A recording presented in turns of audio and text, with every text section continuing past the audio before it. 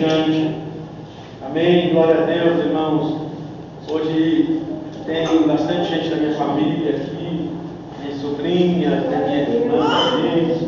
Que Deus abençoe, que Deus fortaleça, que Deus firme os nossos pés nos caminhos do Senhor.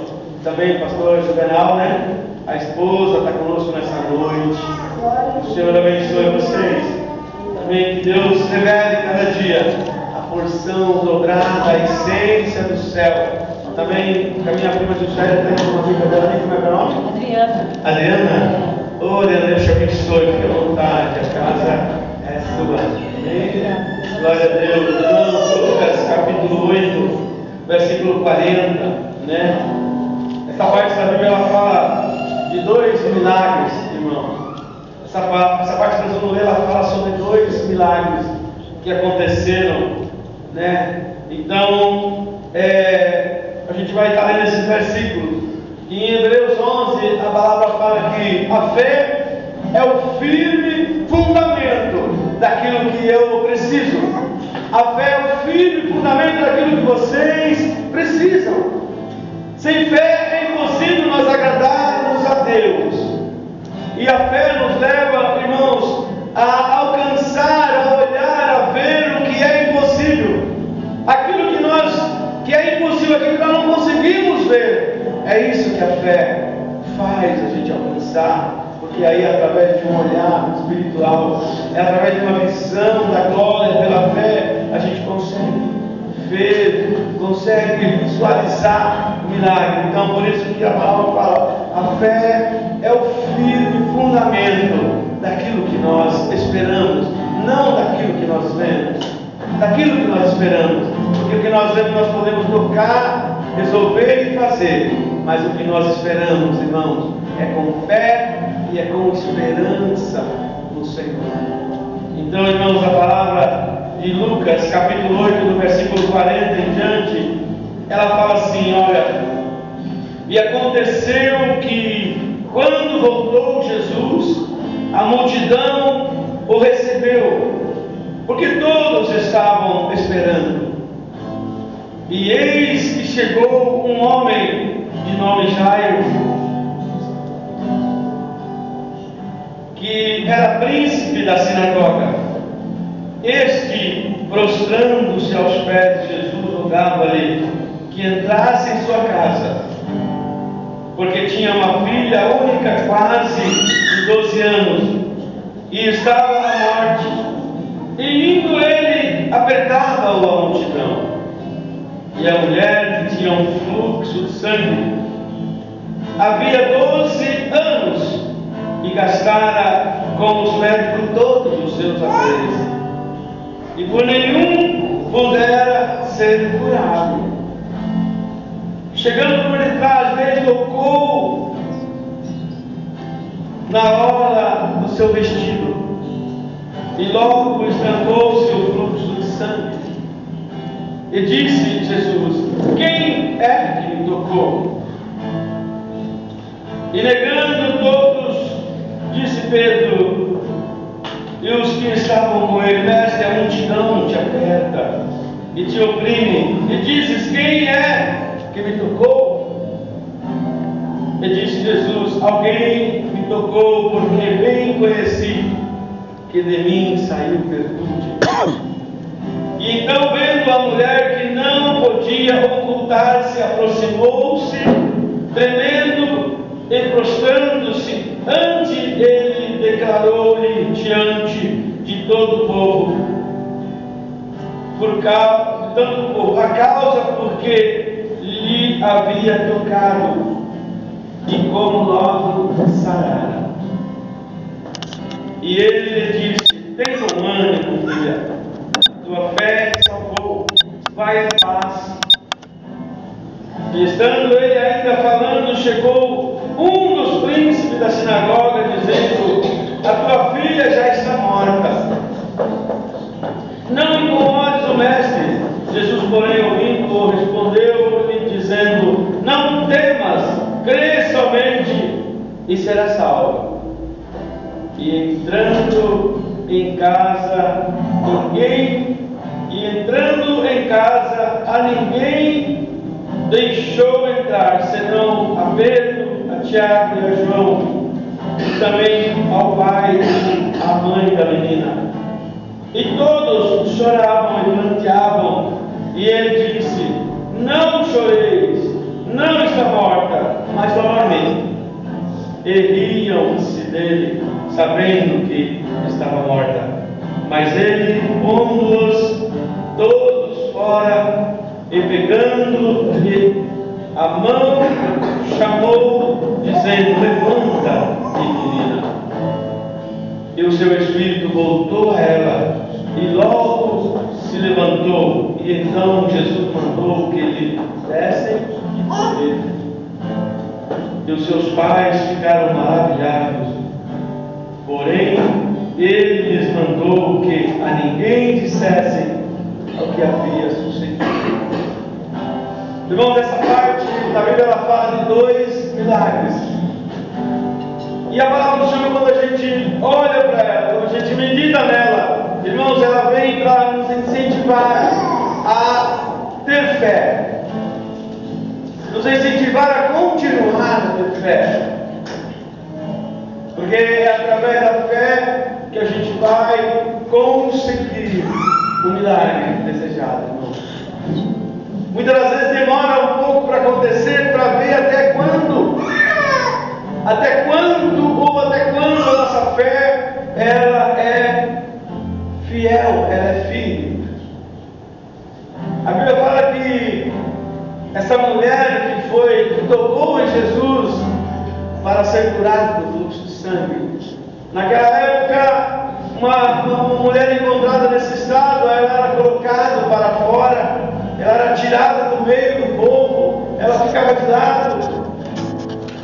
E aquela mulher não era normal aquilo, né? Porque não parava nunca. Há 12 anos que ela estava desse jeito. Então ela vivia excluído da sociedade. Ela vivia fora, né? Ela não podia estar ali no meio. Mas algo tinha no coração dessa mulher, irmão, que ela nunca perdeu. A esperança e a fé. Que, como ela tinha ouvido falar de Jesus, acreditou que ela tinha ouvido falar que Jesus era o homem que operava o milagre. E então ela colocou aquilo no seu coração, irmãos, que se ela soubesse onde ele estava, se ela conseguisse ir até ele, ela seria curada. Mas a fé dela não deixou ela desistir, a fé dela não parou. 12 anos que ela vinha sofrendo daquele fluxo de sangue, irmãos. 12 anos. Olha quanto tempo ela manteve uma esperança. E interessante que a gente vai na Bíblia, a Bíblia fala que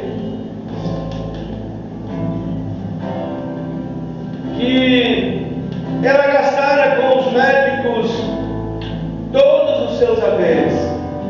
Ela já tinha ido procurar recursos com as suas próprias mãos.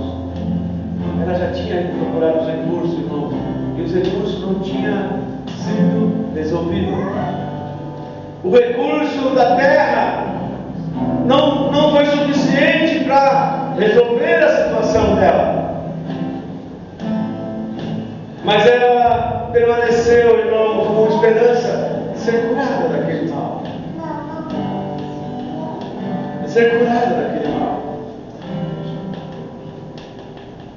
E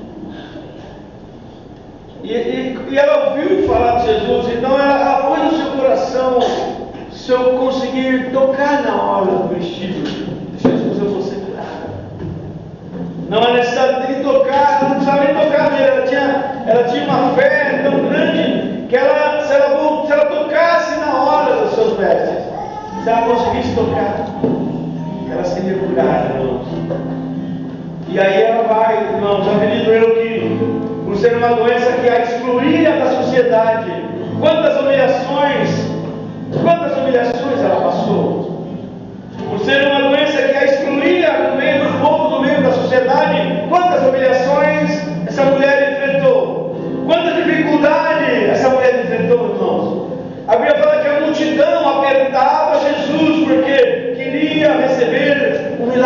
Jesus. A multidão apertava Jesus. Mas ela tão somente colocou no seu coração que se ela conseguisse tocar, ela ia ser curada, irmãos. E eu acredito, irmãos, que até mesmo naquele momento, para ela ser abençoada, naquele momento, para ela ser abençoada, ela teve que lutar, porque ela teve que enfrentar uma multidão. Sabiam que ela tinha aquela doença que a excluía do meio do povo. Mas, irmãos, talvez ela se apertando entre as multidões, talvez ela andando meio escondida pelo meio das pessoas, das multidões, e no seu coração ela dizia que se eu tão somente tocar na hora do vestido de Jesus, eu vou ser curada. E a fé dela não deixou ela desistir. Durante os 12 anos que ela enfrentou as dificuldades buscando recurso, e diante daquela multidão para chegar até Jesus, ela buscou, ela foi, ela enfrentou, ela deu um jeito de chegar e tocar nas vestes do Pai. E quando ela tocou na hora do vestido de Jesus, interessante, irmãos, quando a gente toca em Jesus, quando a gente toca Jesus, quando a gente toca, ele sente. Quando a gente toca Ele manda, Ele dá algo para nós. Quando a gente toca em Jesus de alguma maneira, com a nossa humildade, com o nosso amor, com a nossa fé, com a nossa coragem, com a nossa esperança e persistindo, permanecendo,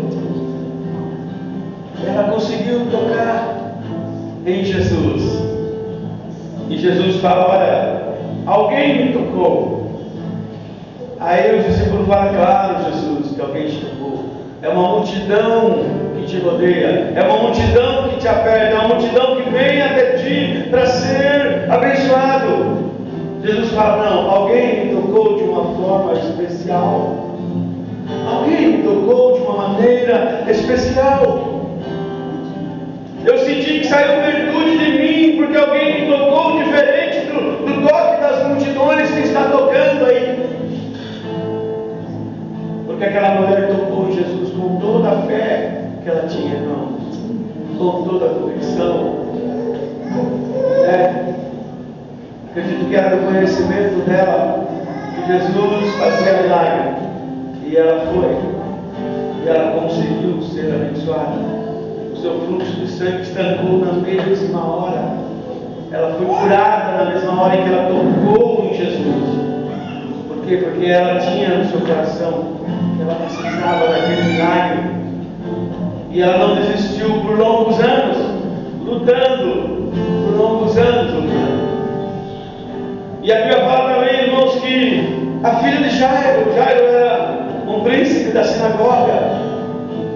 Ele vivia junto na sinagoga, no templo, ensinando. E a sua filha estava quase à morte. E os seus servos vieram para ele e dizem: olha, não incomode mais o mestre, porque ela já faleceu, ela já morreu. E é interessante, irmãos, que na nossa caminhada, na nossa busca de alguma coisa, na nossa busca de um milagre, se levantam pessoas também para querer nos tirar o incentivo, nos atrapalhar. O servo do Jairo veio: não me incomode mais o mestre, porque ela já está morta. Jesus falou: não, ela dorme, ela não está morta, ela dorme. Ela não está morta, ela dorme. E aí, irmãos, as pessoas riram de Jesus. Os que não acreditavam, acreditaram essas pessoas que riram quando Jesus disse que ela estava dormia, ela não estava morta.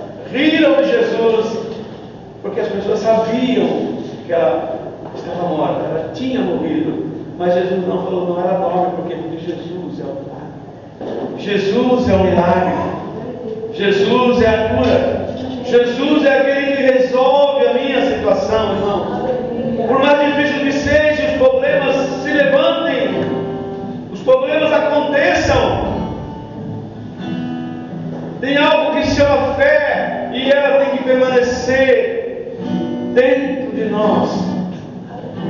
Por isso que Hebreus fala que a fé é o firme fundamento das coisas que nós esperamos e não das coisas que nós vemos. E pela fé os antigos alcançaram os testemunhos. Pela fé os antigos alcançaram os testemunhos. Moisés, irmãos, pela fé, foi tocando na água, o mar abriu e o povo passou a seco. E o exército de Faraó entrou e a água se fecharam e engoliu a todos. Então a Bíblia fala que a fé é o firme fundamento. E pela fé, os antigos alcançaram os testemunhos. Josué, irmãos, eles olhavam para aquele Rio Jordão, e eles precisavam passar o Rio Jordão na época de cheia. Irmãos, o Rio Jordão naquela época estava em época de cheia. E como que eles iam passar? Irmãos, o poder do Senhor tocou e abriu aquelas águas. Quando os sacerdotes entraram nas águas com a sua arca, o Jordão saiu, o povo passou a seco. E mais à frente, um outro obstáculo que dá um testemunho a Josué de vitória. Ele se depara com a muralha de Jericó. Irmãos, são testemunhos que a Bíblia deixa dos antepassados, dos profetas, dos homens de Deus da Bíblia, para edificar a nossa fé, a nossa força no Senhor, a nossa certeza de que se nós fizer algo, se nós correr atrás de algo, o Senhor abre a porta para nós. Aí Josué olha para aquela muralha de Jericó, e o Senhor disse a ele que eles iam ter que derrotar Jericó. E o Senhor fala com ele: Josué, rodeia 7 vezes, 7 dias, rodeia, simplesmente rodeiem e cantem e clamem, rodeiem, e vocês vão ver o poder de Deus. Então, irmãos, a Bíblia fala que a fé, pela fé, os antigos alcançaram os testemunhos.